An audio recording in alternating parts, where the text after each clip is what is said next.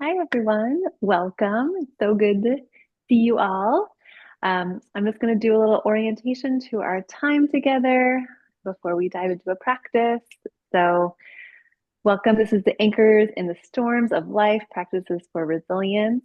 This is a collaboration that came out of a conversation between myself, Crispin, and Alycia over the last year where we were talking and inspiring each other on how we work with resilience in our own practices. And then after the election, we got more committed to the idea of providing something of use to people navigating the challenges of this current moment, let alone all the moments. Um, so the three of us work with resilience and the storms of life in complementary yet very uniquely different ways. And our hope is that you'll have takeaway tools that you can use in your daily life for your body, your mind, your heart, and your soul. And just some logistic things. So please keep muted until the Q&A when you're more than welcome. We would love you if you wanted to come on and ask your questions. You're more than welcome to do that. You can ask the question live. Just note that this will be recorded and it will be shared publicly. So if you do choose to share during the Q&A, your video and your audio will be shared publicly. During the presentation, like right now, and during the teaching, when Crispin's teaching today, the only people recorded will be the three of us, Alycia, myself, and Crispin. So you're welcome to keep your cameras on or off, just depending on what your preference is. If you do not wish to be on the recording, but you have a question, you are welcome to put it in the chat, or you can also email Crispin directly. And Thomas will put that in the chat for you to reach out to Crispin. We're going to start with some brief introductions, and then we'll go into a practice on buoying the nervous system, and then we'll open it up for Q&A towards the end. If you have any tech issues, we are very lucky to have Thomas here to support you and all of us, and you can message him directly if you have any questions around tech. Thank you, Thomas, for helping out, and I will pass it now to Alycia. Thank you, Saumya. I appreciate it. Good information and reminders for everyone. So before we have Crispin jump in and share all of her amazing wisdom and the tools that she has for us today, I thought it would be a good idea just to get to know her a little bit and get some information, have her put some information out there for you so you guys can get to know her as well. So welcome, Crispin. Thank you so much. How are you today? I'm hoping the sun does its thing while we're talking so that I'm not blinded during the practice part. I'm just gonna let it happen now.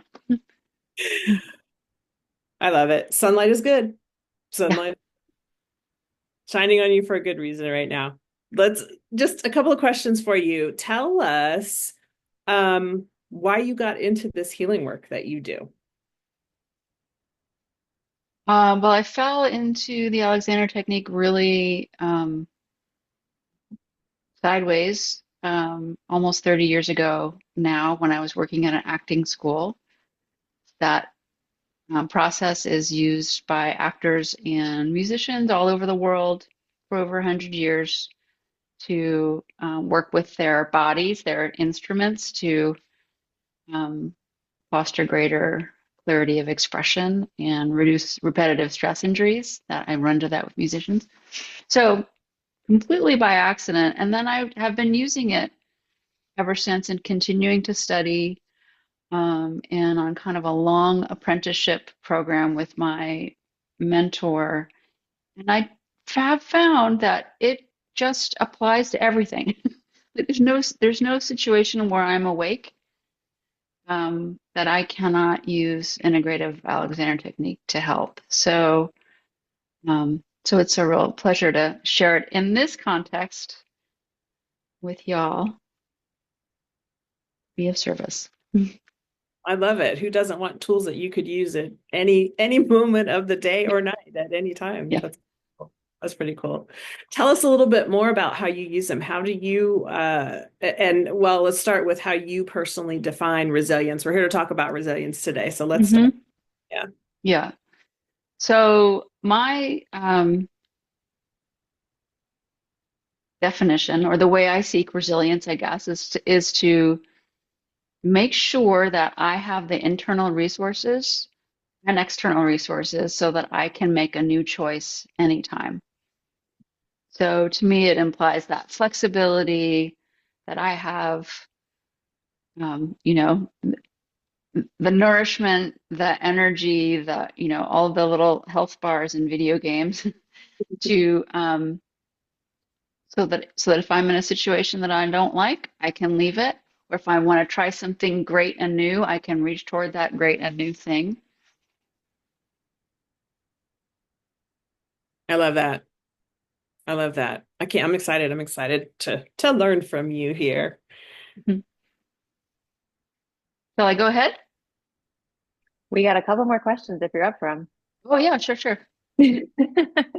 I really appreciate the idea of like internal and external support. And you kind of already answered this, but I'm just going to dig in a little bit more. Like, what are your personal practices of resilience? Um, well, I use this stuff all day, every day. So integrative Alexander technique means that it's really applied to life. Um, on top of that, I also am getting as much sleep as I possibly can right now. So this is making the conscious choice to be unconscious for, and I've really been tracking like, oh, it turns out for me to get 8 hours, I have to be in bed for 10 hours. So it's a big chunk out of my day, for instance, but that's really helping me in this season. Um, and prioritizing the basics of eating decent food and really exercising. That's helping me process some of the anger I've been having. So, in the storms, in addition to the work that I do that helps me do all these things, I'm also getting strong, getting sleep, Yeah, I love that. looking for And some like just pleasure, like, some here and there. yeah, yeah, like returning to the basics. Like, am I getting Yeah, enough sleep? Am I moving my body? Am I having pleasure in my life? So beautiful. Last question is, who are the folks that you really love working with? Mm. I love working with helpers. I like working with people who are working to make the world a better place. I love working with entrepreneurs, people who are excited about offering their services to the world and maybe need a little support in uncovering the confidence that might take for them. And I love working with people who have maybe been through a long healing process and things just aren't quite coming together. So this integrative process can help bring things together in that way. That's all really rewarding. Right. Love it. Well, I'm looking forward to experiencing it myself. So I'm gonna pass it fully on to you. Take it Great. away. All right. Well, don't leave me behind because I need you. So, for you and everyone else, you're absolutely welcome and encouraged to play along with anything that we're going to do. Um, Alycia and Saumya will be participating. If you choose to just watch, that's fine. Your mirror neurons will still be working, so you'll still be participating. And Alycia and Saumya, if you could both have your mics open. If that's all right, because I'm going to be asking you some questions as we go. Sure. So I'm going to share 4 super simple strategies that you can use anytime of the day. I feel like right now we're not necessarily always uh, ready for information that's coming our way, or the sudden need to care for somebody, um, or even feelings coming on that we weren't expecting. So having things that you can do while you're doing other things, I think that was my strategy for what I picked out of my toolbox for today. So the first thing is kind of an explainer of the Alexander technique. Um, One of the main principles is that our head and spine have a particular relationship and that we have a choice about the quality of that relationship. So to explain those things, go ahead and wiggle one finger, and I'll try to be out of the sun here. So let's say that's your spine. And then make a little fist and put your fist on top of your spine. This is your head. So your head's sitting on top of your spine. You're going around doing stuff. And then let's say for some reason there's some pressure down through your system here, through your spine. And how would you describe what's happening in your finger currently standing in as your spine? Feels like it's bowing out, like being pressed downward. Mm-hmm. I feel pressure in the base of my finger. Mm-hmm.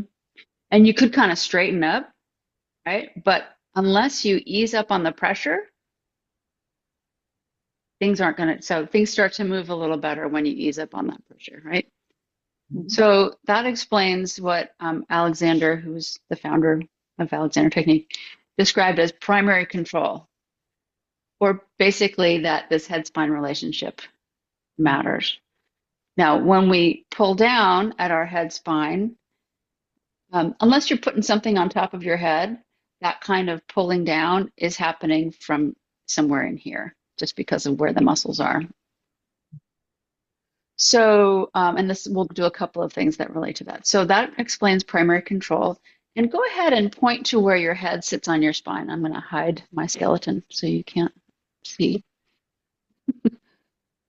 Yeah. Yeah. So, great. So most of you have the height right. Saumya has some good information. So this is my skeleton Shazam. He is not wearing his jaw so that I can stick my finger through his head and point to where the head sits on the spine. So can you see that there? So if you see these ear holes, get that right up here. Those are the ear holes. Shazam is standing on my board. Those are the ear holes, and then in the middle of you is where the head is sitting on the spine.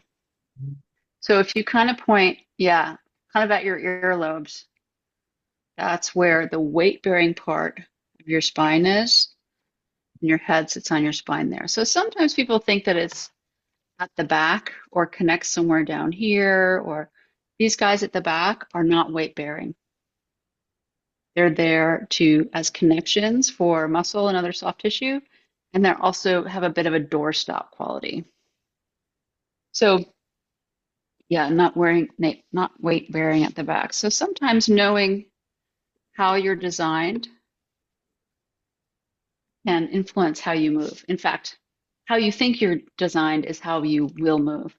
If somebody thinks that their head's connected here, they might not ever rotate this portion of their spine.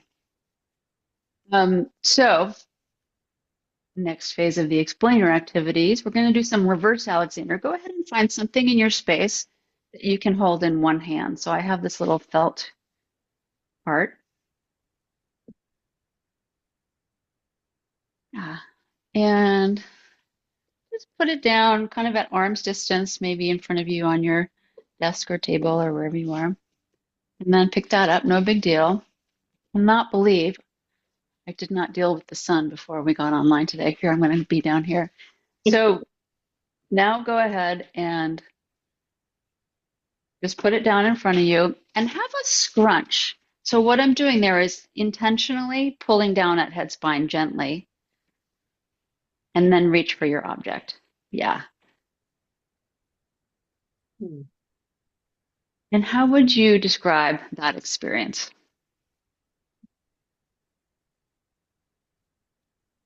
Almost like what was harder. I was Mm-hmm. scrunched. And it felt like I was kind of like there was almost resistance in my arms to go forward. It felt like Frankenstein to me, like Frankenstein movement, very like Right. stiff. Yeah. Stiff, yeah. So it's such a small thing, right? I mean, we're exaggerating something that happens often in life, but still not a giant movement, had an impact way beyond maybe expectations. So I'm going to do another version. And you know what? I'm going to take a second and grab something to block this window. So stand by, please. Yeah.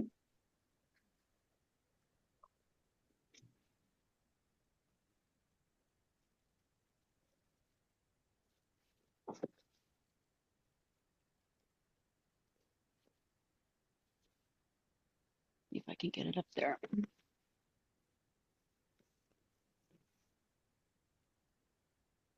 Okay. All right. Thank you for waiting. So the next version of this we're going to do is I'll do it first and then we can do it together. So I'm going to put my object over here, my adorable felt heart. I'm going to have a scrunch. And on my way to reaching for that object, I'm going to unscrunch as I go. So again, I'm just going to extend my spine in that direction as I reach for the object. So put your object down, have a gentle scrunch, look at your object, reach for it, and then unscrunch as you go. What do you Oh, notice there? it flowed as you unscrunch. The movement just kind of flows a lot more naturally. My breath. Oh, sorry, Alycia. Yeah, no problem. Yeah, I felt like my breath moved more easily when as I unscrunched. Like I felt like I could breathe again. Yeah. So if that's the only thing you ever learned about Alexander technique was that if you notice you're scrunching and you unscrunch as you go, you don't have to stop and do anything. You can just do it while you're reaching for the dishes, when you get the bad news, when you're on your heels for some reason, and just unscrunch. And things generally start to work a lot better. So that's the explainer, the reverse Alexander explainer activity. Do you have any questions about that before we move on? I love it. Love the way that it's seemingly simple, but a big impact. Yeah, I yeah. like. So after today, if you think about just noticing if you're doing any kind of version of a scrunch, it could be situational, like, oh, I have to do something funny at the cafe to get to work on my laptop, which is why I never work in cafes, or so that's like an on purpose, like, what's the word I'm looking for? Mechanical reason for having to do that, or situational reason, or a little bit of surprise, anything like that. Just notice when it comes up. You won't feel your spine, but you might feel other things like tension in your neck or just discomfort. And then see what happens if you do that on scrunch. Is I Okay, just yeah, Is it possible to be scrunched when you're laying down? for sure. Yeah. So I don't work with people in an unconscious state or semi-conscious state, but the way that you lay down to go to sleep can really change the quality of your sleep. So if you're laying down and you're squeezed up like that, just try to let your spine be its full length with its curves. So we're not talking about straightening up. It's about full size. Being your full size, which includes curves, curves, curves, curves. Mhm. Cool. And you just described how I sleep. So I have homework tonight, right? Yeah. Me too. uh, yeah. So how you lay down to sleep is a good one. The second idea I wanted to explore is everyday breathing. So there are lots of great fancier ways of breathing that are can get you out of and I don't know, Saumya, not to put you on the spot here, but I don't know if you're going to share some breathing strategies in your session next month, but I'll just put that out there. But what I I don't wanted even to know talk what I'm about, going to teach next month. So what I wanted to talk about is just regular everyday breathing. So again, we're going to do a couple of explorations here. One is just go ahead and put one hand on your upper ribs here and have a little gasp.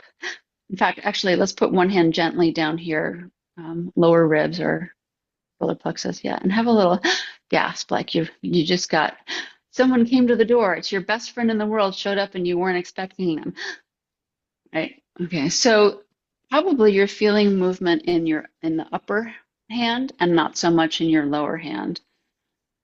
Yeah. And that's sometimes when people talk about shallow breathing, which can also happen when we're unhappy or a little panicky, that our ribs, it's a beautiful design because we're designed to have this, our upper ribs move quickly so that we can get air quickly when we need it. The way that we're living now, kind of where time and space bends and we get information from across the world and there's nothing we can do about it, our bodies don't know the difference between the danger that we're experiencing through being compassionate, intelligent people, the danger that's in our right here, right now. So we might need a little convincing that we can actually take a full breath. So one way to convince yourself, so go ahead and just turn the backs of your hands and put them on your lower ribs. So a little bit like doing the funky chicken. Yeah, so take a few breaths there. You might notice on my shirt, I don't know if you can see, my hands are moving into this space, my side space here. That tells me my lower ribs are moving, which is great. So your lungs are beautifully ensconced within your ribs, the rib basket. They don't go below the rib basket. Your diaphragm keeps it all in there. But the movement of the ribs to the side means that all of my ribs are moving to bring in the most breath possible. And then people sometimes refer to belly breathing or other kinds of breathing. That's really the squish of the organs beneath your diaphragm. That's happening because you're bringing in all that air. So a little bit more anatomy here. I won't bring up Shazam, but just that your ribs don't expand. They just swing around the lungs. Yeah. Is that a new idea, Alycia? Yeah. You have the surprised face. Yeah. Right. So breathing is movement, and there's skeletal involvement. Yeah. What are you noticing there? It looks pleasant. You talking to me? Yeah. Uh-huh. I love the idea that breathing is movement Ah, because okay, I good. feel Great. like I'm exercising all the time. I'm getting more exercise than I thought. So if you're noticing just being out in the world, even waiting in line at the grocery store, if you notice, you can do this, or you can just see, oh, can I feel the sides of my body occasionally touching my arms, or do I notice the fabric of me moving around? So that letting your ribs move all day, every day, really brings on all day more potential for calm, right? If we get stuck up here, even if it's one surprise moment, it might kind of repeat in our system. So both of these so far are ways to unscrunch and breathing is moving, are ways to let our nervous system let us know we're safe. Let's not talk about the nervous system. It lets us know that we're safe and that we have tools, right? And a way out maybe of those panicky moments. Another way that this is number 3. This is let gravity do its job. So one thing that can happen when people are looking for more support in the world, trying to make sure that they have support, is I think of it as like over grounding, like actually trying to help gravity in a way that gravity does not need. And in this, at the same time, almost robbing yourself of some resources. So maybe Alycia, if you stay seated, and Saumya, if you would stand, we'll just do two versions of this, one for seated and one for standing. So for Alycia, go ahead and just really plant into your chair. Like, yeah, just like, really, really get that foundation strong. And what do you notice about any muscles or your ability to breathe as you do that?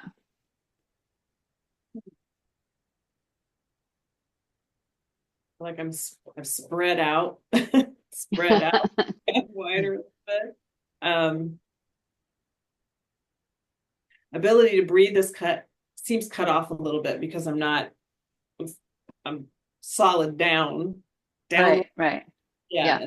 Can't breathe down as deeply. And then just give it a wiggle. Just wiggle yourself out of that. Now just notice, so without adding any extra effort, just notice how the chair is supporting you.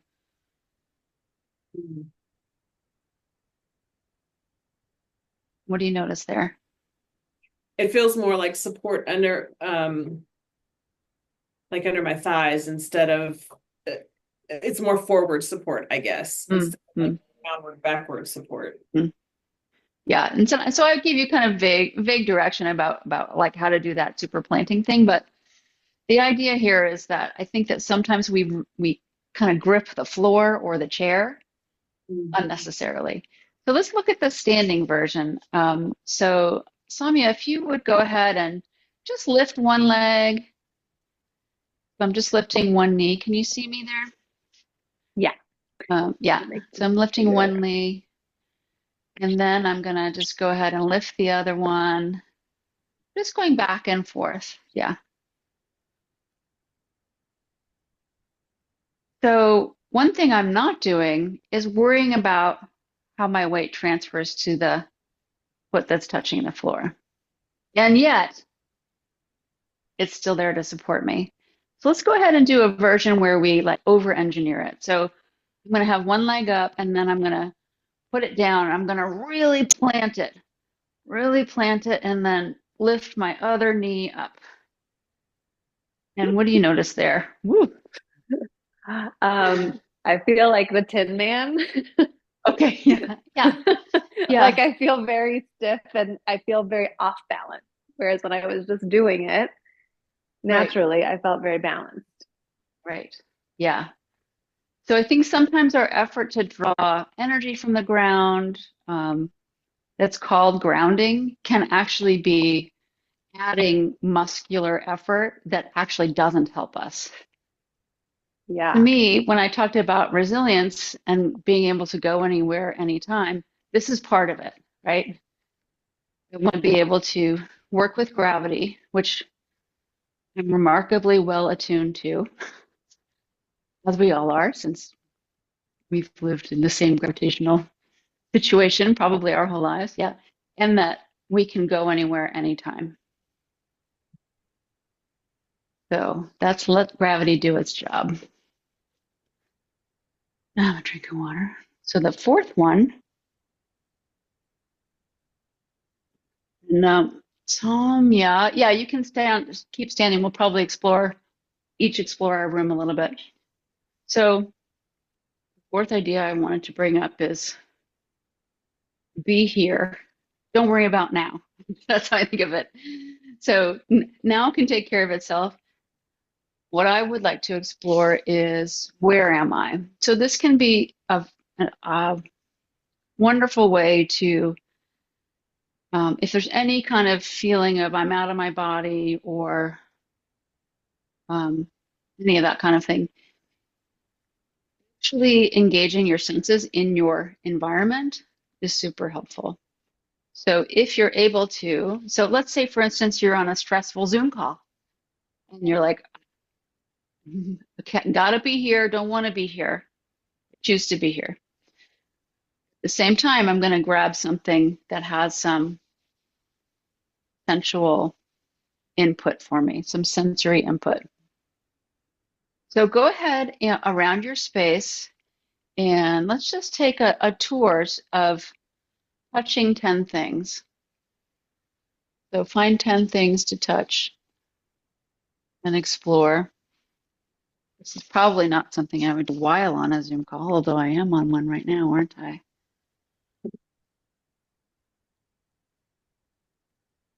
This is a really great way to prep for a stressful event, is to give your body some things to explore, your hands. Just picked up something kind of heavy that was very satisfying. And then a way to take it a little step further is just to describe out loud to yourself the things that you're exploring. So I might say, here's the little purple guy. He's squishy here. He seems to have come from a mold. Here's a little pink guy. He's got a blue tongue. He's soft, but I think that's just because he's been worn down. So really going for some sensory input there.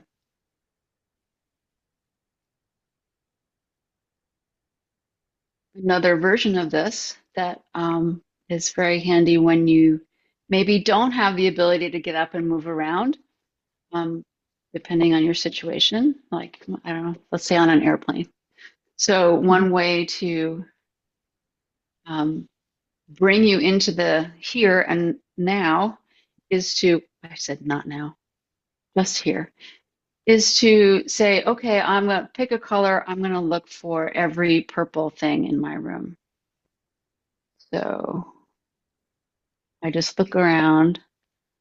Maybe I count them 3, 4, 5, 6, 7, 8. So I'm engaging my senses in a way that isn't just about my felt sense, isn't just about how I'm feeling in my body, but gives me something to do. When we have something to do, something specific to do,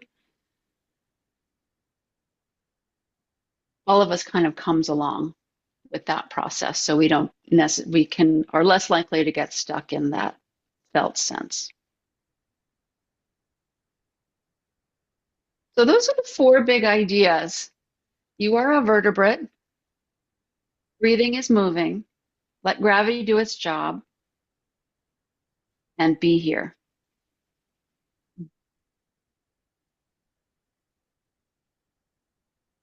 So I am going to go ahead and wrap it up. Thomas, if you could bring up the second slide, that would be great.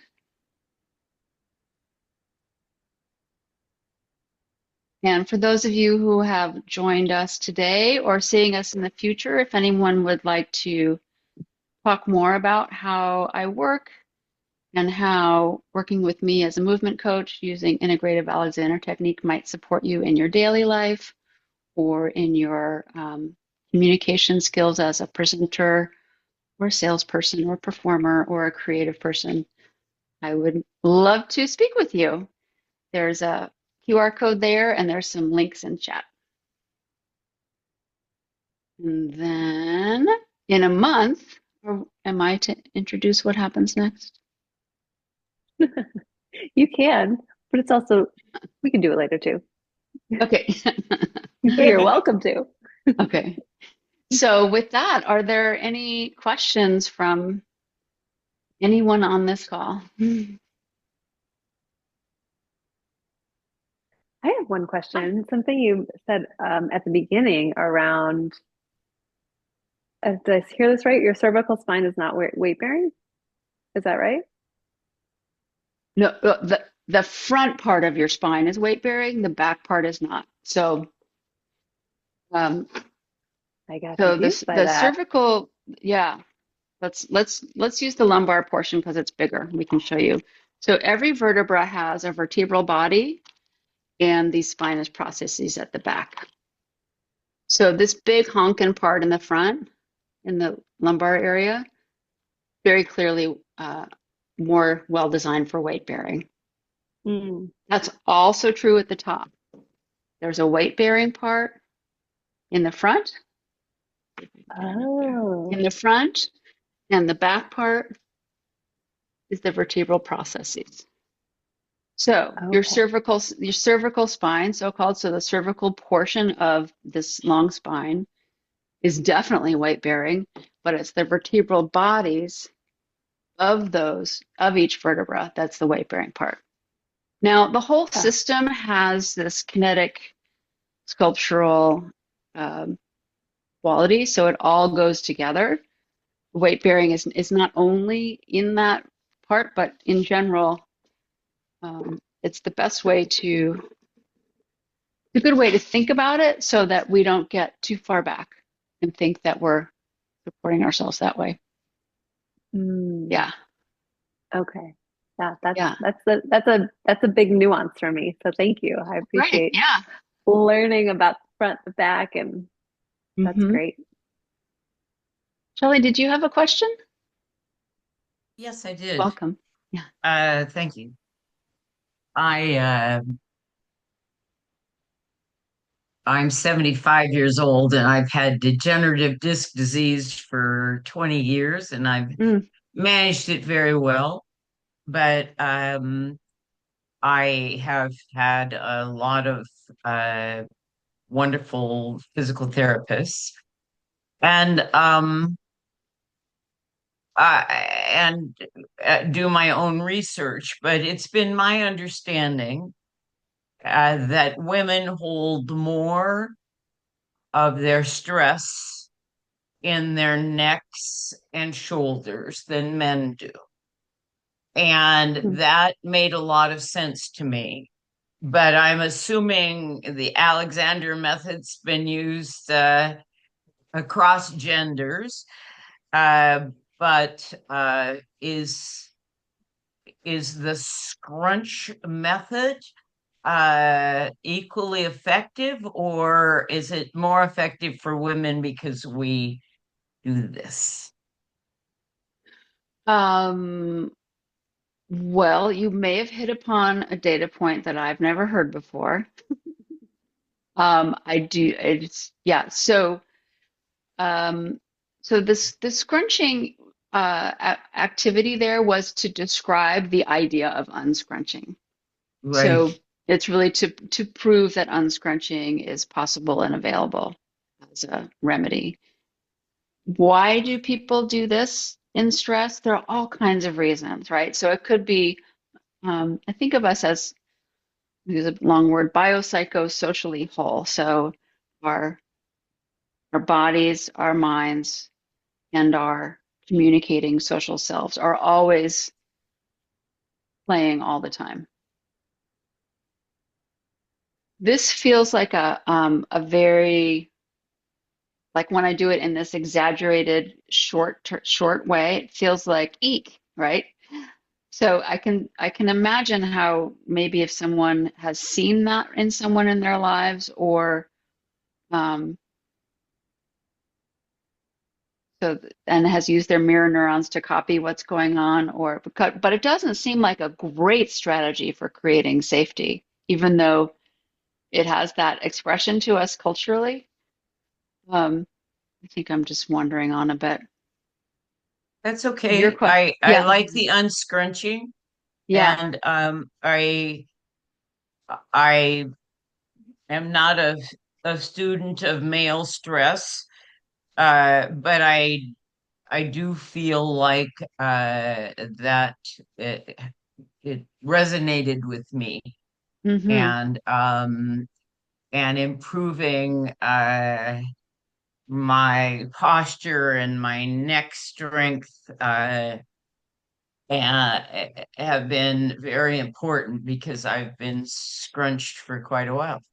And mm-hmm, that's yeah, not related to degenerative disc disease. right, I'm right. just Yes, I understand. at all. But thank you. Yeah. I will add that one thing I have seen and worked with people on a lot is um, being their full size. So this exaggerated gesture might be a bit of trying to be smaller than we are. So when I work, yeah, there, yeah. So we are 3D. and we take up the space that we take up. Does that ring a bell for you?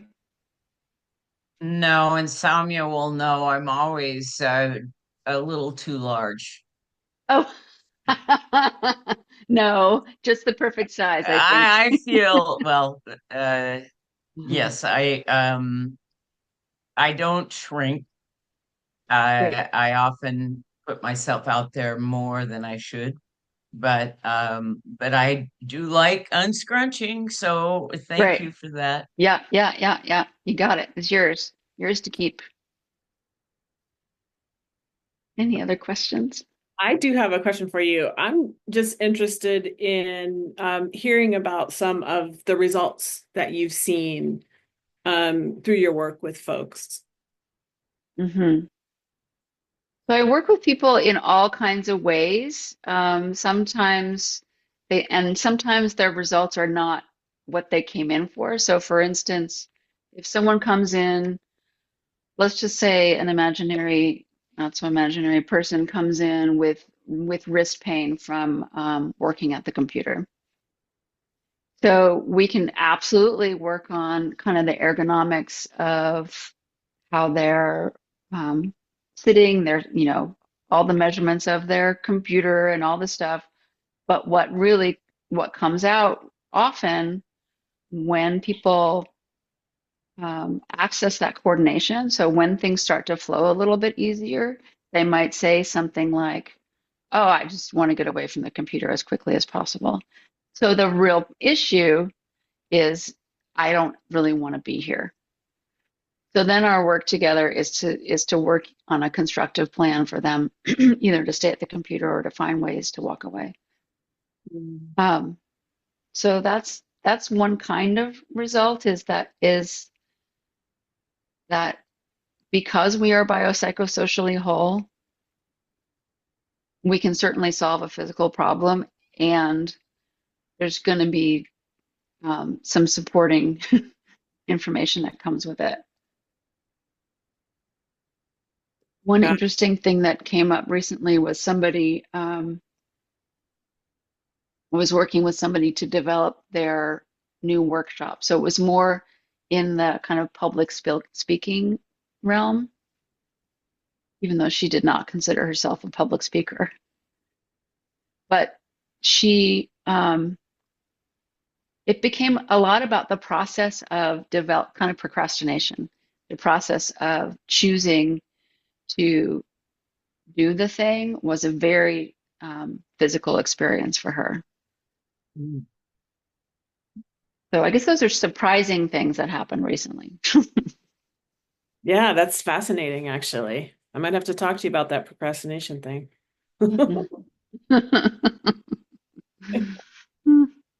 love it. And just the interconnectedness of it all makes it totally makes sense. Totally makes sense. Awesome. Any other questions?